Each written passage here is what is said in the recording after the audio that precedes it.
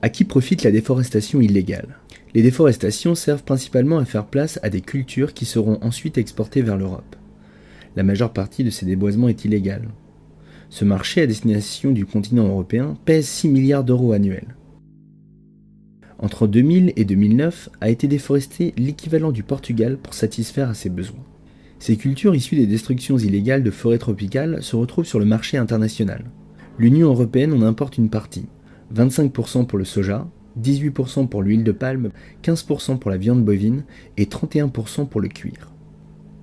En Europe, 5 pays seulement importent 75% des produits agricoles issus des terres illégalement déboisées.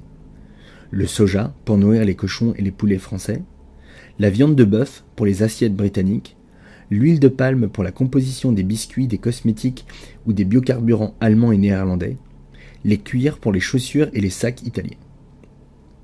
60% de ces produits viennent du Brésil et 25% de l'Indonésie.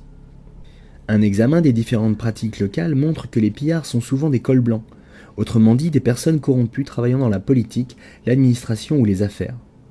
Les principales méthodes utilisées sont la corruption, les permis illicites, des expropriations, des vols voire des meurtres, l'outrepassement des permis et la violation des règlements, le défrichage sauvage et les incendies criminels. Résultat, plus de 90% des terres agricoles ont été illégalement déboisées dans le bassin du Congo, le bassin du Mékong et en Papouasie-Nouvelle-Guinée. 90% de l'Amazonie brésilienne, 80% en Indonésie, plus de 50% en Malaisie, en Argentine et en Bolivie.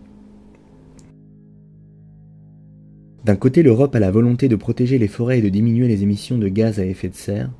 De l'autre, elle encourage le pillage par de telles pratiques ou politiques commerciales, agricoles et énergétiques.